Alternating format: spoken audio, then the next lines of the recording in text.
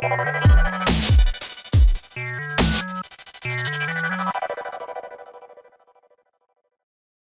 guys, today I'm going to talk about Java tokens. It is the smallest individual unit in a program. So there are five types of tokens in Java: keywords, identifiers, literals, operators, and separators. Keywords are reserved names already in the programming language. Identifiers are names that programmers chooses. Literals are specified by their types. There are numeric, logical, textual, and reference literals. Operators are symbols that operate on arguments and produce results. Separators are also known as punctuators, and they are punctuation characters and paired delimiters. So first we'll see what are keywords. So first we'll see what are keywords. They are reserved words. They have specific meaning in the language and the meaning is never changed during the execution of the program. Keywords cannot be used by the programmer as variable name, class name, method name, or constant name. And all keywords are to be written in lowercase letters. These are some of the keywords: boolean, case, float, const, abstract, final, class, and int. And these are all the keywords in Java: abstract, boolean, break, byte, case, catch. Next is identifiers. Identifier is a word used by a programmer to name a variable, method, class, or label, or packages, objects, interfaces in a program. Keywords cannot be used as identifiers. And these are some of the rules that must be followed. They can have alphabets, digits, and underscore. They must not begin with digits. Uppercase and lowercase letters are distinct and they can be of any length. So these are some of the examples. So we'll see which one is valid identifier and which one is not. So first one is valid because it starts with a letter, so it is valid. The second one is starting with a letter and it contains a digit but it is not at the beginning, so it is also valid. The third one is not equal to the first one because uppercase and lowercase letters are different, but it is also valid because it only contains the letters. The fourth one starts with a digit, so it is not valid. Identifier shouldn't start with a digit, so it is invalid. The next one contains a digit, letter, and some letters and underscore, but it is not starting with the digit, so it is also valid. And the next one starts with a digit, so it is invalid. And the last one only contains letters, so it is valid, even if the length is very long.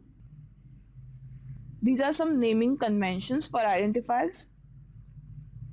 Public methods and instance variables start with lowercase letters. So example is average, sum. When more than one word is used, second and subsequent words are marked with uppercase letters. So if you want to name a variable first day of month, then the first letter should be, all the letters of first should be lowercase. The first letter of day, that is the next word, should be uppercase and all the other letters should be lowercase.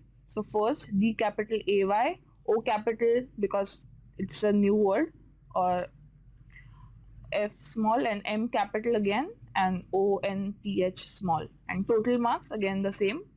The first letter of next word is capital. Variables only use lowercase letter and underscore. Example is total marks underscore marks length.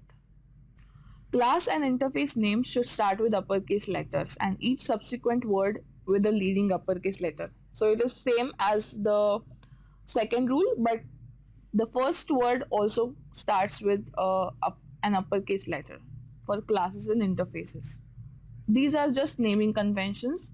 All these conventions are not rules. User may not follow these conventions, but they have to follow the rules that I mentioned in the previous slide. And the last naming convention is variables representing constant values use all uppercase letters and underscores between words. So total underscore marks. So if you are creating a constant variable, so it has to be all caps letters, all uppercase letters, and if there are multiple words, then you can separate them with underscore. The next is literals. Literals in Java are sequence of characters, digits, letters, or other characters that represent constant values to be stored in variables. A constant value in a program is denoted by literal. Types of literals are integer, and these are some examples. So it is a sequence of digit with a suffix L. To represent the type of long integer, we use L as suffix. So for the first example, 453L, it is of type long. To indicate a decimal format, put the leftmost digit as a non-zero. Similarly, put the characters as OX to the left to denote a hexadecimal digit. So OX3A, the second example, is hexadecimal digit. And also we can indicate the octal format by a 0 digit followed by digits 0 to 7. So the third example is octal. Next is character. We can specify a character literal as single printable character in pair of single quotes character as these are some examples of character literals. \n means new line, \t means tab, \b means backspace. I haven't mentioned all of the character literals here. \r means carriage return, \f means form field, double backslash means backslash. Next is Boolean literal. The only two values are true and false. And here, as in C and C++, true doesn't mean 1, false doesn't mean 0. True doesn't mean true in string, and false doesn't mean false string. So it has to be written as true without any single or double quotes. The next is floating point literal. These are some examples. First one is 6.5e plus 32. It is double precision floating point literal. E represents exponent.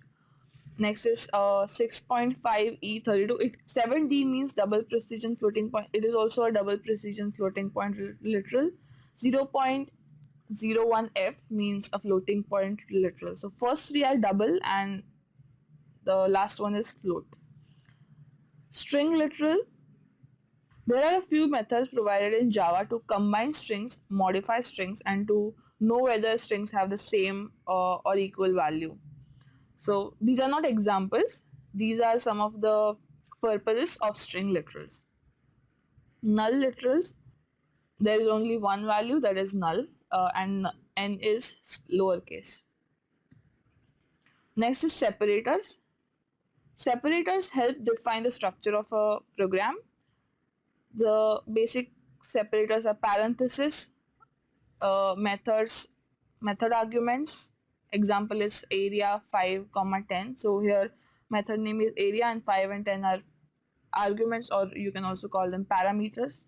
Precedence in arithmetic expressions. So here if you don't write the bracket, then first the multiplication will be done a into b and then c will get added. But because of the parenthesis, first b plus c will be done, that is the addition has more preference here or precedence, and then the multiplication will be done. And the last one is typecasting. So int 5.32 equal to 5. There will be a separate tutorial for type. If you don't understand what is typecasting, then don't worry about it. It will be explained in the another tutorial.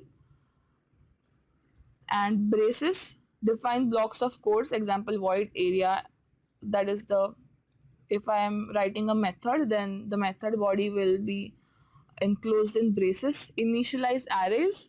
So there will be a tutorial on arrays also if you don't know what array is. Period, that is dot, selects field or method from an object. So object1 dot height to get a value of its instance variable. and also to separate package from sub-package. Semicolon terminates a statement in x equal to 6 semicolon. And these are the separators: period, semicolon, braces, box bracket, these are parentheses, comma, and colon. So that's all for today. In the next few tutorials, we'll learn about typecasting and operators and expressions. So thank you for watching this video. Make sure you subscribe to my channel, and if you like this video, give it a big thumbs up. Bye.